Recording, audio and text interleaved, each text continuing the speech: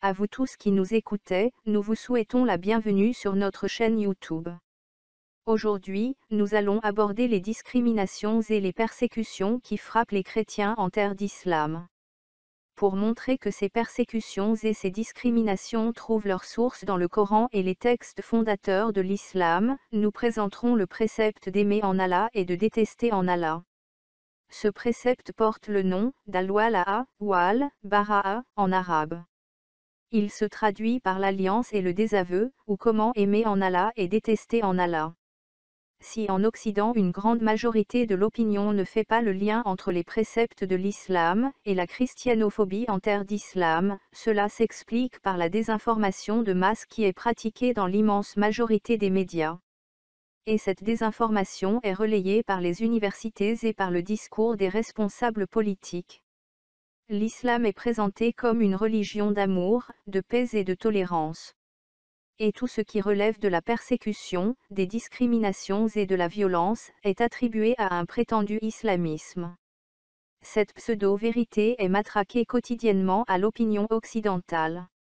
En conséquence, la majeure partie de cette opinion finit par croire que tous les problèmes viennent de cet islamisme, qualifié de radical et qui ne serait qu'une hérésie et une déviance contraire à l'islam authentique.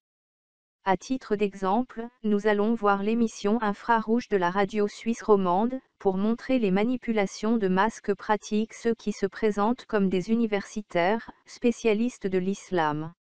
Avant d'illustrer ce précepte par le prêche de l'imam Benamor particulièrement agressif envers les non-musulmans, nous commencerons par écouter le professeur et spécialiste de l'islam, Gilles Kepel, donner sa version sur ce précepte de l'alliance et le désaveu. Écoutons Gilles Kepel affirmer que ce précepte est une fabrication des seuls salafistes. Alors dans cette émission, nous allons débattre de la radicalisation en Suisse, mais c'est bien évidemment un phénomène international. Pour en parler, nous avons un des grands spécialistes de l'islam arabisant, spécialiste du djihadisme. Merci à vous, Monsieur Kepel, d'être avec nous. Au cours de cette émission, on voit Gilles Kepel, en tant que grand spécialiste de l'islam, donner une explication du précepte musulman de l'alliance et du désaveu. En fait, il falsifie la signification de ce précepte, en le limitant aux seuls salafistes. Cette affirmation est en totale contradiction avec la vérité, comme nous le verrons dans la suite de cette présentation. Écoutons maintenant Gilles Kepel.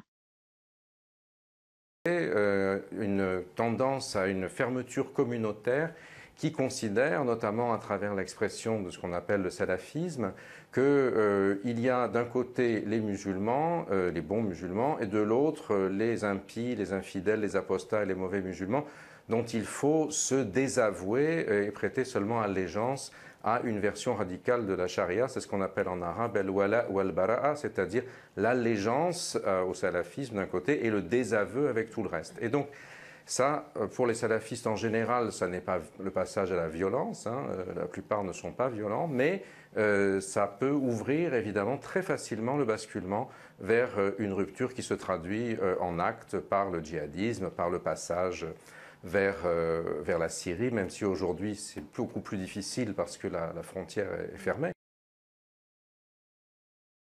Au cours de cette émission, regardée par des centaines de milliers de personnes, Gilles Kepel, en tant que grand spécialiste de l'islam, définit ainsi le précepte de l'alliance et du désaveu.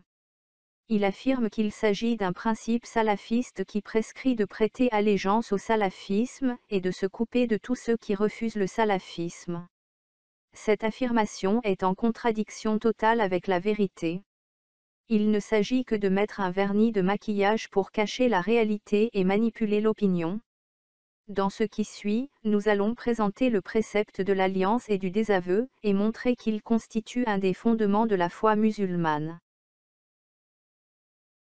En premier lieu, on rappellera que le précepte de l'alliance et du désaveu constitue une des bases importantes du credo musulman. Ce précepte explique comment aimer en Allah et détester en Allah, comme on peut le voir dans le préambule de Boukhari dans son chapitre consacré à la foi musulmane. Ce précepte fondamental constitue un dénominateur commun pour les deux grandes tendances de l'islam, le sunnisme et le chiisme. Il est identique aussi bien chez les sunnites, qui représentent 85% des musulmans, que chez les chiites, qui forment le 15% restant.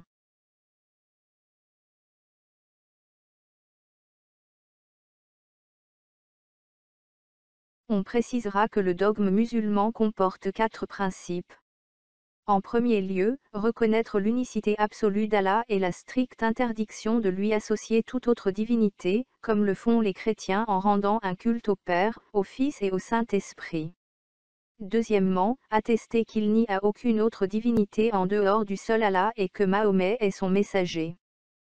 Troisièmement, considérer le Coran comme la parole éternelle, incréée, inaltérable et explicite d'Allah. Le précepte de l'alliance et du désaveu découle de ces 3 premiers principes. On présentera dans ce qui suit la nature précise de ce lien. Dans l'islam, Allah divise l'humanité en 2 parties, ceux qu'il aime et ceux qu'il n'aime pas. Ces 2 parties de l'humanité sont définies avec précision dans le Coran. Allah aime ceux qui lui font confiance, ceux qui lui obéissent, ceux qui combattent dans son chemin en rang serré, ceux qui suivent Mahomet. En revanche, Allah n'aime pas les infidèles, les mécréants pécheurs, les juifs semeurs de désordre, les chrétiens égarés, les polythéistes. L'islam précise que le fidèle musulman doit une obéissance totale au seul Allah. Pour ne pas entrer en contradiction avec l'attitude de son Dieu, le fidèle musulman ne peut pas aimer les personnes que ce même Dieu n'aime pas. Pour la même raison, le fidèle musulman doit aimer les personnes qu'Allah aime, autrement dit, les musulmans. Il apparaît clairement que ce précepte porte une atteinte grave à la liberté religieuse et au vivre ensemble dans nos sociétés mondialisées. Diffusé à l'échelle mondiale, ce précepte de l'islam constitue un risque grave de division. Nous sommes loin des propos rassurants que les spécialistes comme Gilles Kepel diffusent sur les plateaux de télévision aux heures de grande écoute.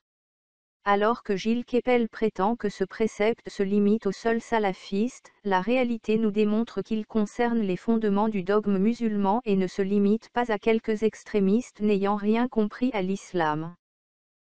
Aimer en Allah et détester en Allah constitue l'accomplissement de la foi dans l'islam. Malgré l'interdiction de toute incitation à la haine, les mosquées continuent d'appeler les fidèles à respecter le précepte d'aimer en Allah et de détester en Allah. Parmi les milliers d'exemples, on prendra le prêche donné par l'imam Benamor à la mosquée de Lisieux, en France. On pourra écouter ce prêche sur YouTube ou sur le site de l'imam Benamor. En principe, la loi française et les conventions internationales interdisent toute forme d'appel à la haine et à la division. Et pourtant, il semble que les autorités laissent les imams faire ce genre de prêche en toute liberté.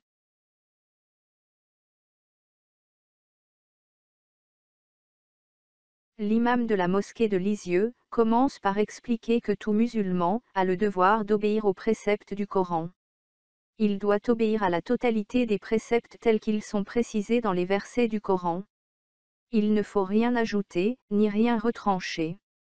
Après cette mise en garde contre les musulmans qui rejettent certains préceptes du Coran ou qui se compromettent en ne dénonçant pas les autres religions, que l'islam considère comme des fausses religions, l'imam commence par rappeler le devoir de chaque musulman envers les infidèles dont il doit se désavouer et s'éloigner. Tout au long de son prêche, l'imam se base sur les versets du Coran qui ne tolèrent aucune forme d'amitié ou d'amour envers les mécréants. Écoutons la suite du prêche de l'imam Benamor. Et selon la législation d'Allah, subhanahu wa ta'ala, l'alliance, le wala signifie l'amour des croyants et les supporter, les aider et s'allier avec eux dans leurs affaires. Tandis que le désaveu, al-bara, signifie le désaveu des polythéistes, des mécréants et l'éloignement d'eux, cela en les détestant, en les prenant pour ennemis et en se désavouant de leur religion. Allah le Très-Haut dit dans la traduction du sens du verset: « Ô les croyants, ne prenez pas pour alliés les juifs et les chrétiens. Ils sont alliés les uns des autres.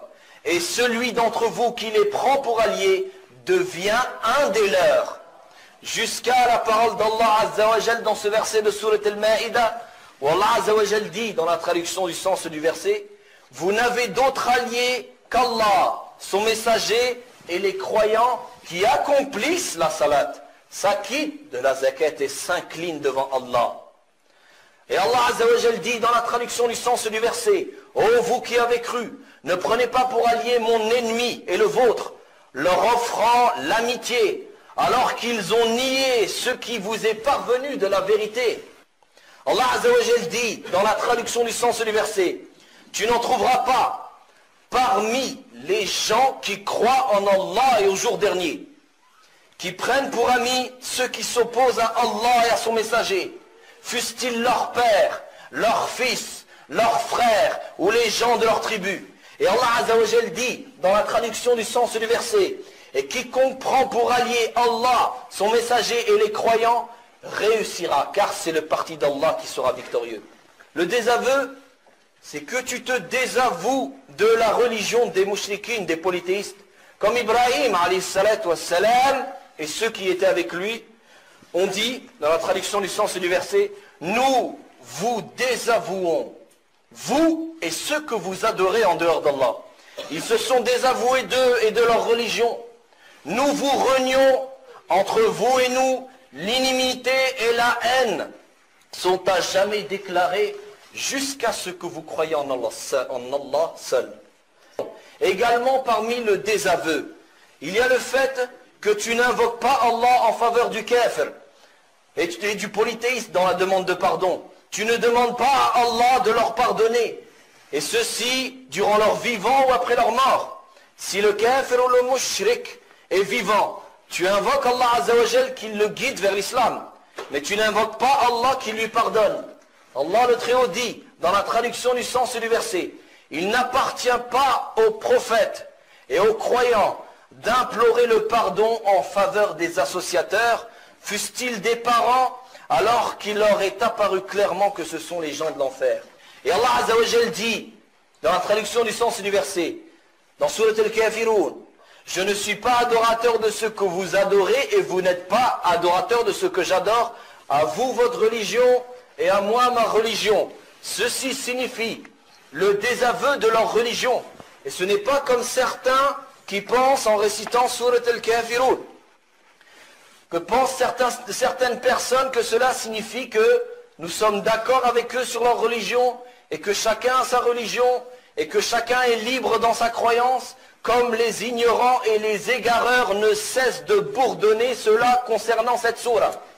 Mais si l'individu avait été libre dans le choix de sa croyance, pourquoi Allah Azza wa Jal a-t-il envoyé les messagers et fait descendre les livres? Et pourquoi alors le djihad fut-il légiféré?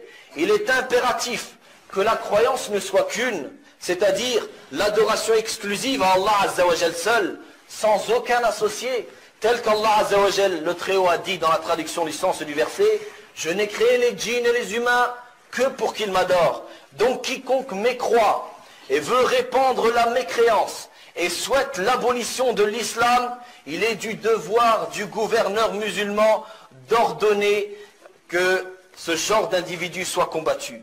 Ceci est l'alliance et le désaveu des polythéistes et le désaveu de leur religion. Ceci implique que le musulman s'éloigne d'eux, il ne les prend donc pas comme amis, ni comme compagnons, ni comme frères, il s'éloigne donc d'eux le plus grand des éloignements, et qu'ils prennent garde d'eux, qu'ils ne le détournent pas de ce qu'Allah Azza wa Jal a fait descendre, telle la parole d'Allah Azza wa Jal. Dans la traduction du sens du verset, ils ont failli te détourner de ce que nous t'avions révélé, dans l'espoir qu'à la place de ceci, tu inventes quelque chose d'autre et l'imputes à nous.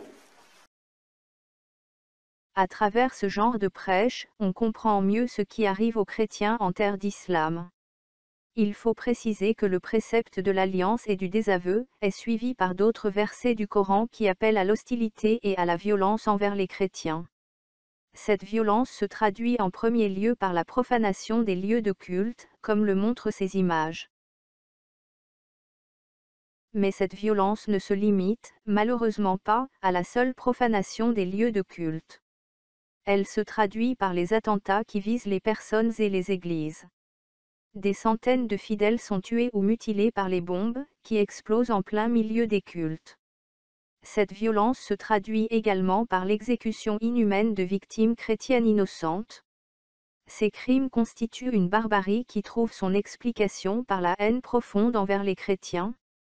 Nous en avons donné une illustration, par le prêche sur l'alliance et le désaveu, mais il y a aussi l'enseignement des versets du Coran qui incitent à la haine et à la violence. Nous ne citerons que ces 2 versets de la sourate 9, pour donner une illustration de cette incitation à la violence.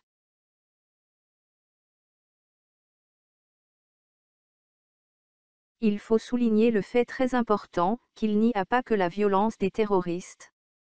Les États musulmans, à travers les discriminations institutionnalisées dans leur législation, participent à cette violence contre les chrétiens. Les pays qui appliquent ces lois discriminatoires sont membres du puissant lobby mondial, l'Organisation de la coopération islamique.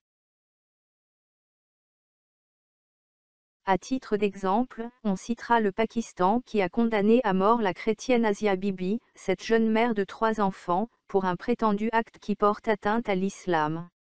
Elle a passé 10 années dans une cellule, et finalement la justice pakistanaise a reconnu son innocence. Mais nous avons vu des hordes remplies de haine, réclamer son exécution. On peut aussi citer les persécutions qui frappent l'Église dans les pays musulmans. On prendra comme exemple l'Algérie, où les chrétiens sont arrêtés et les églises fermées, pour des motifs futiles. Le but de l'État algérien est de maintenir une pression constante envers les chrétiens, en particulier les musulmans qui se convertissent au christianisme.